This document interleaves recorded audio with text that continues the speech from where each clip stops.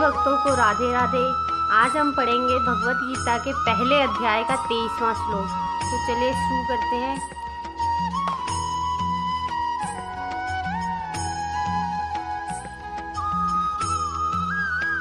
योत्स्यमानान्वेक्षेत्रयः या एतेऽत्र समागताः धार्तराष्ट्रस्य दुर्बुद्धे युद्धे प्रियचिकीर्षवः।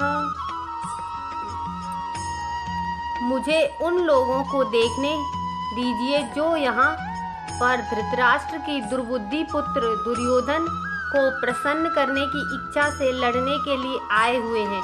तात्पर्य यह सर्वविदित था कि दुर्योधन अपने पिता धृतराष्ट्र की सांठगांठ से पापपूर्ण योजनाएं बनाकर पांडवों के राज्य को हड़पना चाहता था। अतः जिन समस्त लोगों ने दुर्योधन का पक्ष ग्रहण किया था वे उसी के समान धर्मा रहे होंगे।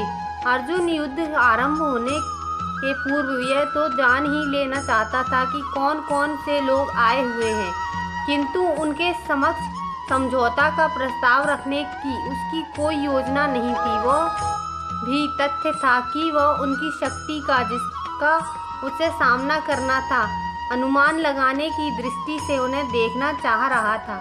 यद्यपि उसे अपनी विजय का विश्वास था क्योंकि कृष्ण उसकी बगल में विराजमान थे।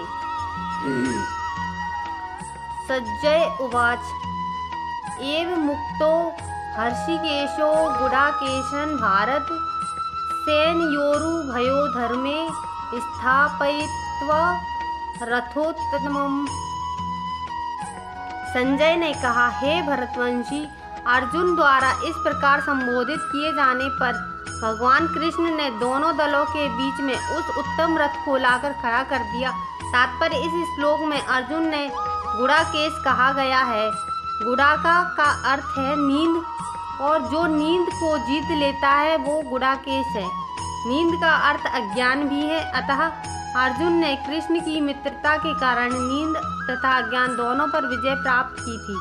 कृष्ण के भक्त के रूप में वह कृष्ण को क्षण भर भी नहीं भुला पाया, क्योंकि भक्त का स्वभाव ही ऐसा होता है। यहाँ तक कि चलने अथवा सोते हुए भी कृष्ण के नाम रूप गुणों तथा लीलाओं के चिंतन में से भक्त कभी मुक्त नहीं रह सकता। अतः कृष्ण का भक्त उनका निरंतर चिंतन करते हुए नींद तथा अज्ञान दोनों को जीत सकता है। इसी को कृष्ण